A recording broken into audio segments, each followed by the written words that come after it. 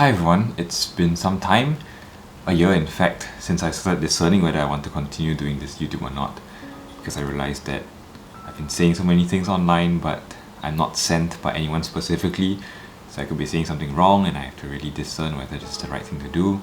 So hence the break, but it's been a year has passed, and I suppose I sense that maybe the Lord is calling me to continue.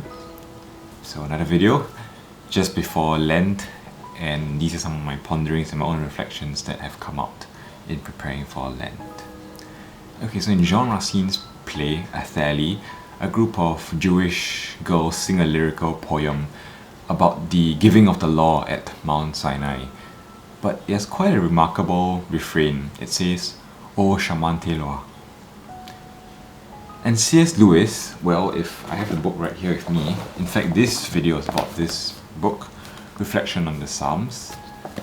C.S. Lewis would in fact say that it's difficult to translate this phrase, "O charmante loi," which is in French, "O charming law." That is the direct translation. But he would say that it's been quite difficult to actually translate this word, charmante, and that's French, I don't know if I can pronounce it properly, but into charming, because that word has become a little bit vulgarized by modern day men. Charming can mean kind of like a love interest, or maybe what you would say for a beautiful house, but probably misses the mark when talking about the law. But somehow, maybe what Racine is doing in the play draws closer to capturing this idea of what God intends for us for the law. So in Psalm 19:10, "More to be desired are they than gold, even much fine gold, sweeter also than honey and drippings of the honeycomb."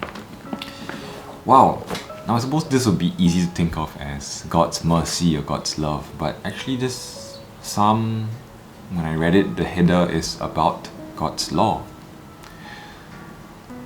And so I turn to the laws and I see, "Thou shalt not steal, thou shalt not bear false witness against his neighbor."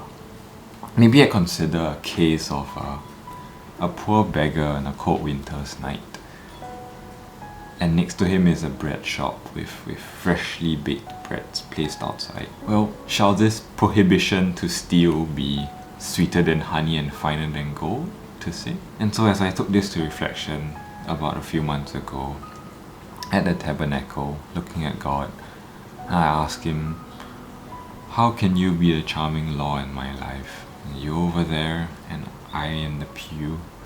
What does this mean for me?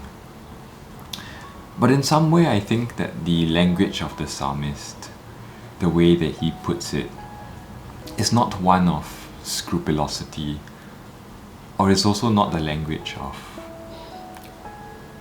spiritual pride, but maybe one of a man who is ravished by moral beauty, and maybe to go even more than that, a person. And something that struck me when I read in the book was that, but to arrive at the law is like a man who took a wrong detour in the field and stepped and walked on muddy ground, but at the end of the detour, he finally steps on solid ground, the pavement.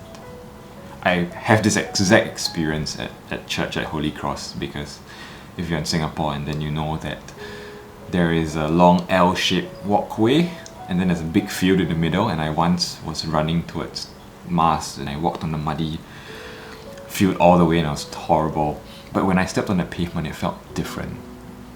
That foot on solid ground. And so for myself, as Lent is approaching and preparing, asking the Lord what He wants me to do for Lent, maybe even what He wants me to give up, the law that I set or God wants me to set. I think thinking about this, charming law of the Lord as a person. So I pray as I prepare, and perhaps for us as we prepare, that amidst all the doing and the laws in some sense that we set, I first remember the man the old Shaman Teloa himself. Have a blessed Lent and a good week.